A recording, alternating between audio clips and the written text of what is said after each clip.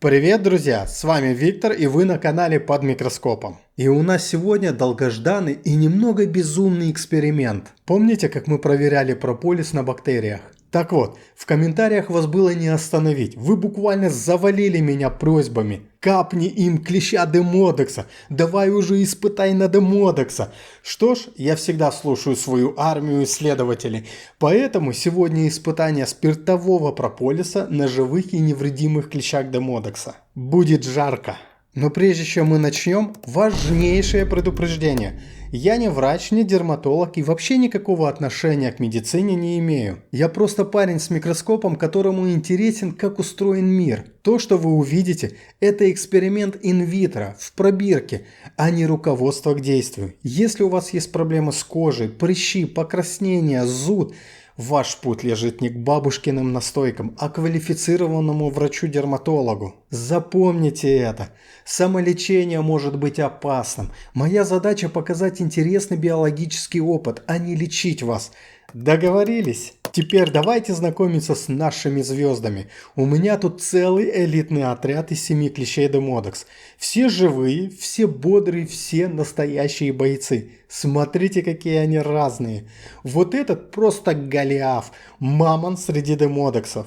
А этот поменьше Юрки, и не нужно их жалеть, они добровольцы и сами подписали контракт на участие в этом научном блокбастере. И да, хочу всех успокоить, эти крошечные твари живут на коже практически каждого взрослого человека. Это нормальная часть микрофлоры, не надо паниковать и бежать сжигать свою подушку. Если они вас не беспокоят, пусть живут себе мирно, но сегодня мы будем беспокоить их по полной. Кстати, если вам нравятся такие прямые и немного жесткие эксперименты во имя науки и любопытства, сейчас самое время подписаться на канал и нажать на колокольчик. Почему? Потому что именно ваша подписка – это сигнал YouTube, что такие исследования нужны нам. Это позволяет каналу развиваться, а мне находить для вас еще более интересных и мерзких тварей для опытов. Так что давайте развивать науку вместе. Итак, переходим к делу. У нас есть спиртовой прополис и 7 подопытных. Будем добавлять по капле прямо на них и смотреть, что происходит.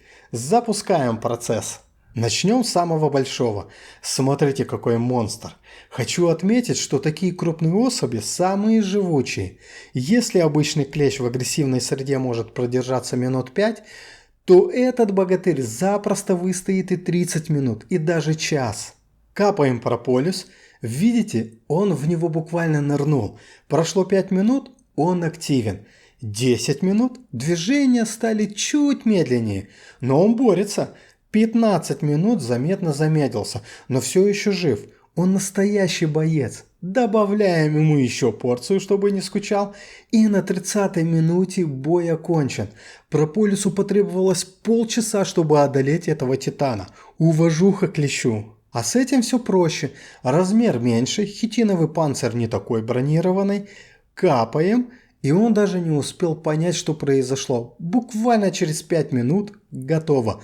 Прополис не стал с ним церемониться. 1-0 в его пользу. Еще один гигант. Повторим эксперимент. Снова демонстрация невероятной стойкости. Держится, борется, но прополис – это система.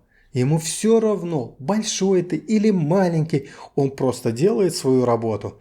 На 25-й минуте финал. Второй гигант пал. У нас середина эксперимента, и я, будучи, вижу вашу реакцию, что вам это нравится. Если вы еще не с нами, подключайтесь, нажмите подписаться и колокольчик прямо сейчас, чтобы не пропустить самое интересное, ведь впереди у нас самые странные случаи. А еще обязательно пишите в комментариях, на ком или на чем не стоит испытать прополис. Может, на какой-нибудь плесени или дрожжах. Ваши идеи все будут реализованы. Дальше клещ совсем кроха. Результат предсказуемый, печален для него. Примерно 5 минут и все. Прополис против малышей – это не битва, это приговор. А вот это самый интересный случай. Смотрите, вроде бы клещ не самый крупный, средненький. Капаем прополис, 5 минут жив. 10 минут жив и почти не шевелится, но жив. 20 минут, 30 минут и только потом он сдался. Почему? У меня две теории. Первая. Капля попала не совсем удачно, и он получил меньшую дозу. Вторая, менее вероятная, но прополис смог немного выдохнуться. Но мы капали прямо из флакона. В общем, аномалия какая-то. Наука любит такие исключения. Следующий. Тут все по учебнику. Клещ меньше среднего, погиб за 10 минут. То, что мы и ожидали увидеть. А этот нас разочаровал. Совсем обмяк и погиб буквально за 2 минуты. Даже малыши держались дольше. Видимо, попался не самый здоровый экземпляр. Ну что ж, как говорится, в семье не без урода. Итак, что мы имеем? Прополис убил всех 7 клещей. Это факт. Но время разнилось от 2 минут до 30 минут. Почему такой разброс? Первое – размер и возраст. Крупные особи с толстым хитином, как наши мамонты, физически более устойчивы. Второе – концентрация и доза. Возможно, на некоторых клещей попало больше действующего вещества, на некоторых меньше, как в случае с пятым. Третье – состояние клеща. Они, как и люди, бывают сильными и не очень. Седьмой, видимо, был не в форме. И четвертая – среда. Прополис – это сложная смесь. Спирт мог испаряться. Концентрация смолы восков в капле могла плавать. Главный вывод для нас – то, что прополис инвитро убивает демодекса. Но кожа человека – это не предметное стекло. Это сложный орган с защитным барьером. То, что убивает клеща в пробирке, может раздражать, сушить или повреждать вашу кожу. Повторю еще раз, это не метод лечения, это наблюдение. Если вас беспокоит демодекоз, идите к врачу, сдавайте анализы, получайте современное и безопасное лечение. Не экспериментируйте на себе. Ну что ж, друзья, наш кровавый, для клещей, эксперимент подошел к концу. Прополис подтвердил свои антипаразитные свойства, а демодекс показал удивительную волю к жизни. Мир микроскопических тварей снова поразил нас. Большое спасибо, что были с нами сегодня. Если вам было интересно, познавательно и немного жутко, поставьте лайк этому видео. Это лучшая благодарность за работу. Напишите в комментариях, что еще из мира микроскопа вы хотите увидеть.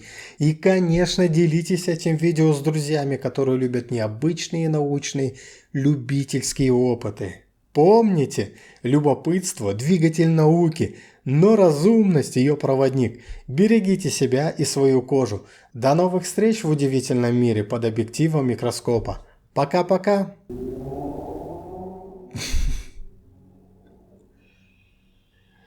Стучат. Мотоцикл. Там бегают. Кто-то в воду включает.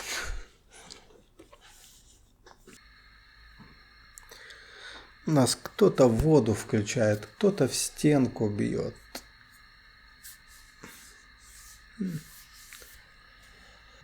Вот так, когда в квартирах живешь, не дадут тебе ничего записать, ничего сделать. Ничего, приходится смиряться с этим. Ладно. Какую ты ахинею несешь, боже мой!